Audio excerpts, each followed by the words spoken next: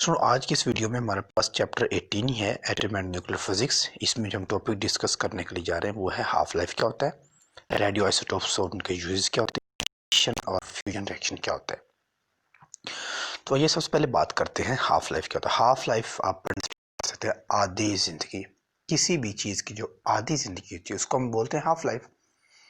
मगर इसको हम कहते हैं कि मगर हमारे पास एक एलिमेंट है, एक रेडियो आइसोटोप्स एलिमेंट है की हाफ लाइफ है। फॉर एग्जाम्पल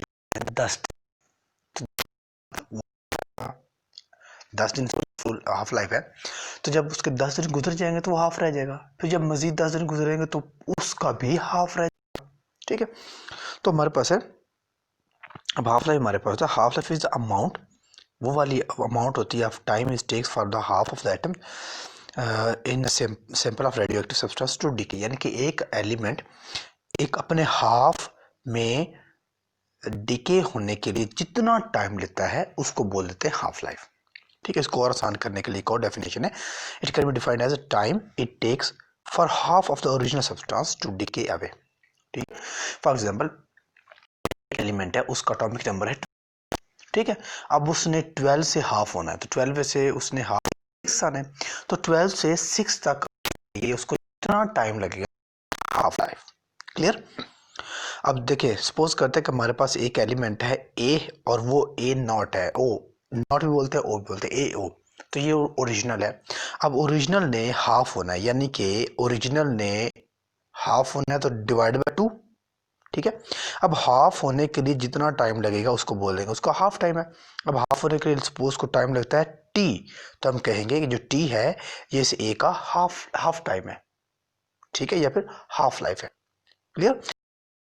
अब जो ओ ए यानी कि ए डिवाइड बाई 2 है, इसने फिर मजीद हाफ होना है, यानी कि 4 होना है। अब ए बाई 4 होने में जितना इसको टाइम लगेगा उसको बोल देंगे उसका दूसरा हाफ लाइफ है। और ये टू टी है, मतलब दूसरा हाफ लाइफ इसका है, सेकेंड हाफ लाइफ है। फिर ए4 ने जब अब इस ए4 का मजीद हाफ होना है, अब ए4 का मजीद हाफ क्या होगा, ए8, तो ए8 को ए8 बनने में जितना टाइम लगेगा वो उसका हाफ लाइफ होगा। ठीक है, तो ये वो 3 टाइम होगा। तो इसी तरह एक एलिमेंट का हाफ कन्वर्ट और हाफ डिके होने में जितना टाइम लगेगा वो उसका हाफ लाइफ होता है। जैसा कि एक और एग्जांपल हमारे पास, सपोज करते हैं हमारे पास एक कंटेनर है, उसके अंदर हमारे पास एटम है और वो फिल है। अब इसने हाफ होना है, तो हाफ एलिमेंट जो होंगे वो डिके हो जाएंगे, हाफ एटम जो होंगे वो निकल जाएंगे। उसके लिए कितना टाइम लगेगा जी, उसके लिए 1 मिनट या 1 आवर या 1 ईयर लगेगा। ठीक हो गया। अब 64 है, 64 ने हाफ होना है जी, 64 ने हाफ होना है जी 32। ठीक है, तो 32 होने में उसको कितना टाइम लग रहा है जी, 1 ये अपने पॉइंटर नेचर 1 और लग रहा है, तो जो 1 आ रहा है वो इस 64 का हाफ लाइफ है। अब 32 ने मजीद हाफ होना है, 64 ने नहीं 32 ने, तो 32 का हाफ क्या होगा 16, तो ये 16 होने में कितना टाइम लगेगा, इसको मजीद 1 घंटा और लग जाएगा, तो 1 घंटा पहला 1 घंटा और, तो कितना होगा 2 घंटे। इसका मतलब है कि 32 ने जब हाफ में कन्वर्ट होना है तो इसको 2 आवर्स मजीद लगेंगे। इसी तरह फिर 64 का 4 हो जाएगा, 4 का 2 हो जाएगा, 2 का 1 हो जाएगा, फिर इसी तरह ये कन्वर्ट होता जाएगा और हाफ लाइफ भी बढ़ता जाएगा। तो इसी तरह इसको बोलते हैं हाफ लाइफ। अब एक और एग्जांपल लेते हैं, कार्बन 14 जो है उसका हाफ लाइफ है 5730 ईयर्स, 5730 कार्बन 14 का हाफ लाइफ। इसका मतलब ये है कि अगर हमारे पास एक 64 ग्राम का कार्बन है, अगर कार्बन हमारे पास 64 ग्राम का अगर कार्बन है तो 64 का इसने हाफ होना, 64 का हाफ क्या होगा 32, तो 64 ग्राम 32 ग्राम हमें रह जाएगा आफ्टर 5730 ईयर्स, यानी कि 5030 साल बाद 64 ग्राम का एटम 32 ग्राम का एटम रह जाएगा। ठीक है, अब इसको मजीद एक्सप्लेन करते हैं। 64 ग्राम के कार्बन को 32 ग्राम में कन्वर्ट होने के लिए 7750 ईयर्स लगेंगे।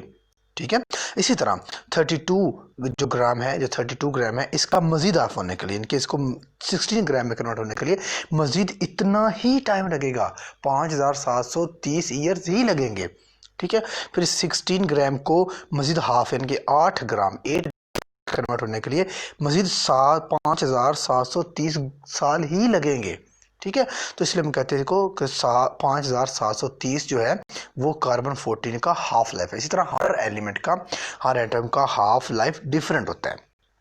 अब हाफ लाइफ का फार्मूला हमारे पास है एन हमारे पास होगा वही टाइम जो लगेगा quantity for the substance remaining, और एन नॉट हमारे पास ओरिजिनल टाइम होगा 1/2 हाफ, और ये टी मतलब फर्स्ट हाफ लाइफ चल रहा है, सेकंड चल रहा है, थर्ड हाफ लाइफ है, जो भी होगा हमारे पास। अब एक और हम एग्जांपल ले लेते हैं। सपोज करते हैं नंबर ऑफ हाफ हमारे पास है जी रेडियो एक्टिव सैंपल है जो 56 ग्राम का। अब 56 ग्राम का हाफ इसने कन्वर्ट होना जी, तो 56 का हाफ कितना होगा 28 ग्राम। तो 56 का 28 होने के लिए फ्रैक्शन हाफ लाइफ, तो ये इसका हाफ हो जाएगा, 28 का हाफ हो जाएगा। फिर 28 का मजीद हाफ जो होगा 14, मजीद इस 1/2 का मजीद हाफ होगा 1/4, फिर सब मजीद 1/8 1/16 सो ऑन। तो इस तरह हमारे पास इन रेडियो आइसोटोप हमारे पास इनके डिफरेंट हमारे पास यूजेस होते हैं। जैसा कि हमारे पास रेडियो आइसोटोप से आयोडीन 131 इसका यूज़ होगा कि हम थायराइड के ग्लैंड्स को डिटेक्ट करना और ब्रेन ट्यूमर्स को डिटेक्ट करना और उनका ट्रीटमेंट करने के लिए यूज़ किया जाता है। सोडियम 24 जो होता है वो ब्लड क्लोटिंग को लोकेट करना, उसको डिस्ट्रॉय करना यूज़ किया जाता है। आयरन 59 जो होता है वो diagnose of anaemia, pregnancy disorder करने के लिए यूज़ किया जाता है। कोबाल्ट 60 जो कैंसर को डायग्नोज करने के लिए। इस तरह डिफरेंट जो आइसोटोप्स होते हैं रेडियो आइसोटोप्स, उनका काम डिफरेंट होता है। कैल्शियम 47 है एंड सो ऑन। ठीक हो गया।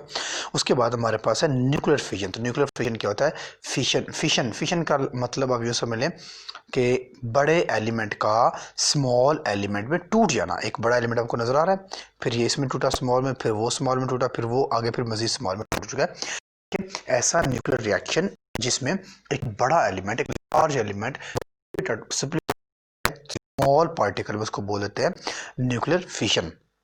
जैसा कि हमारे पास यूरेनियम है 235 और 92, इस पर न्यूट्रॉन की बम्बार्डमेंट करवाई जाती है तो ये यूरेनियम टूट जाएगा। बेरियम में और क्रिप्टॉन में तो 56 और 36 56 में प्लस 36 ये बन जाएगा 92, और 92 प्लस 141 ये और ये 1 और ये 1 ये वाला भी ऐड करना तो बन जाएगा 235 और 1 ये वाला भी। उसी तरह और साथ में एनर्जी रिलीज होगी, 3 इलेक्ट्रॉन भी आएंगे, 3 न्यूट्रॉन भी आएंगे और साथ में एनर्जी भी रिलीज होगी। तो इस तरह हम कहते हैं जिसमें एक बड़ा स्मॉल स्प्लिट अप होता है उसको बोल देते हैं न्यूक्लियर फिशन। अब इसी तरह हमारे पास न्यूक्लियर फिशन रिएक्शन की एक और एग्जांपल है कि ये हमारे पास यूरेनियम है, अगेन वही, इस पर न्यूट्रॉन की बम्बार्डमेंट कराने का मतलब ये समझ सकते हैं कि यूरेनियम का एलिमेंट है, इसके ऊपर हम हैमरिंग कर रहे हैं, इसको हम तोड़ रहे हैं हथौड़े के साथ। जो हथौड़े के साथ हम ज़र्ब लगाएंगे ना, वो इनफैक्ट हम न्यूट्रॉन की बम्बार्डमेंट करवा देते हैं। ठीक है, तो इस तरह हमारे पास ये टूटना शुरू हो जाएगा, फिर ये टूट जाएगा और इसमें से एनर्जी रिलीज होगी और छोटे छोटे पार्टिकल बन जाएंगे। अब वो वाली स्टेज जहाँ पर ये टूट रहा है ना, अभी टूटा नहीं, अभी टूट रहा है। ठीक है, आई रिपीट, ऐसी स्टेज इनकी जहाँ पर टूटता नहीं बल्कि टूटने के करीब करीब उसको उस स्टेज को हम बोल देते हैं फिशन फ्रैगमेंट्स। ठीक है, तो जो ये वाली स्टेट है इसको हम बोलेंगे फिशन फ्रैगमेंट्स। इसके बाद हमारे पास है न्यूक्लियर फ्यूजन। तो फिशन का उल्ट प्रोसेस होता है। फिशन में एलिमेंट टूटता है और स्मॉल पार्टिकल बनते हैं, लेकिन फ्यूजन के अंदर स्मॉल पार्टिकल, जैसे कि ये पार्टिकल है, एक ये पार्टिकल, ये दोनों मिलेंगे तो एक फ्यूज हो जाएंगे, फ्यूज होकर एक बड़ा पार्टिकल बना देंगे। यहाँ पर एक बड़ा पार्टिकल बना देंगे और साथ में एनर्जी रिलीज होगी। जैसा कि यहाँ पर हम सबसे नीचे, अब ये पॉइंटर नीचे नहीं हो रहा, आप देख सकते हैं कि एक ड्यूट्रियम है, एक ट्रिटियम है, जब दोनों मिलेंगे एक हीलियम पार्टिकल बनेगा और साथ में न्यूट्रॉन यानी कि एनर्जी रिलीज होगी। ठीक है, अब देखें एक और चीज़ याद रखें कि हर फिशन और हर फ्यूजन रिएक्शन में जो एनर्जी रिलीज होती है रिक्वायर्ड होती है। जैसा कि ड्यूट्रियम और ड्यूट्रियम को मिलाएंगे तो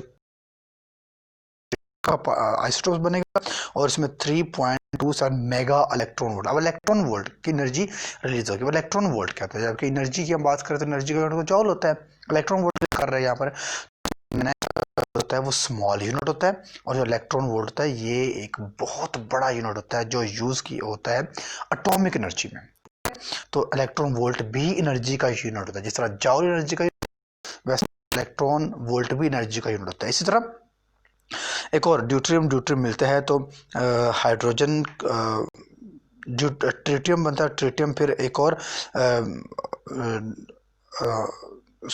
हाइड्रोजन के एलिमेंट के साथ हाइड्रोजन के एटॉम से मिलता है, तो ये हमारे पास मजीद हीलियम पार्टिकल बनाता है, तो और तरह की और ज़्यादा एनर्जी रिलीज होती है। इस तरह ड्यूट्रियम और ट्रिटियम मिलेगा तो हीलियम पार्टिकल बनने का एनर्जी और ज़्यादा रिलीज होगी, ड्यूट्रियम ट्रिटियम बनने मिलेगा तो एनर्जी और तो हमारे पास यहाँ पर हीलियम एनर्जी और ज़्यादा रिलीज होगी। ठीक हो गया। अब इनके दोनों की कंपैरिजन कर लेते हैं, न्यूक्लियर फिशन और न्यूक्लियर फ्यूजन का। याद रखें फिशन के अंदर हमने कहा है कि एक heavy nuclear breakup to form two lighter nuclear, ठीक है। और फ्यूजन में क्या होता है कि यही टू लाइटर न्यूक्लियर कंबाइन होते हैं और एक हैवी न्यूक्लियस बनाते हैं, दोनों एक दूसरे के रिवर्स होते हैं, एक दूसरे के उल्ट होते हैं। It involves a chain reaction. Chain reaction का मतलब होता है कि ये चलता ही जाता है, चलता जाता है, चलता है और चलता ही जाता है, ये रुकता नहीं है। तो चेन रिएक्शन नॉट इन्वॉल्व, इसका मतलब है इसमें चेन रिएक्शन इन्वॉल्व नहीं होता, ये चलता नहीं रहता, ये खत्म हो जाता है। The heavy nuclear is bombardment with neutron. अब इस वाले केस में क्या होता है कि अब हैवी न्यूक्लियर को तोड़ने के लिए ऑफकोर्स हमें हथौड़ा चाहिए होगा ना, किसी बड़े पार्टिकल को तोड़ता हमें हथौड़ा चाहिए। तो फिशन रिएक्शन में एक बड़े पार्टिकल को तोड़ने के लिए हमें न्यूट्रॉन की बम्बार्डमेंट चाहिए होती है, जबकि इस वाले केस में हमें बम्बार्डमेंट नहीं चाहिए होती, बल्कि हमें हाई टेम्परेचर जो होता है ना वो चाहिए होता है। Okay, we have proper mechanism to control fission reaction for generating electricity. तो इसमें हम कंट्रोल कर सकते हैं, कंट्रोल करके इस रिएक्शन को कंट्रोल करके हम इलेक्ट्रिसिटी जनरेट कर सकते हैं। Proper mechanism to control fission reaction to get to develop, उसको स्टार्ट करवाने के लिए हमें प्रॉपर मैकेनिज्म चाहिए होता है। Okay, disposal of nuclear waste is a great environmental problem. और इसमें कोई जो फ्यूजन होता है ना, इसमें कोई वेस्ट मटेरियल प्रोड्यूस नहीं होता, जबकि फिशन में वेस्ट मटेरियल प्रोड्यूस होते हैं। और अब नीचे ये पॉइंट नहीं जा रहा, raw material is not easily available and it's costly. Fission को स्टार्ट करवाना पहली बात है तो बहुत मुश्किल होता है, मतलब होता है, लेकिन जब ये एक बार स्टार्ट हो जाए तो फिर ये चेन बनता जाता है, फिर रुकने का नाम ही नहीं लेता, ये अनकंट्रोल्ड होता है। जबकि इस वाला raw material is comparatively cheap and easily available, ये बहुत इजीली अवेलेबल हो सकता है और इसको कंट्रोल करना भी आसान होता है। ठीक है स्टूडेंट। ओके स्टूडेंट, अब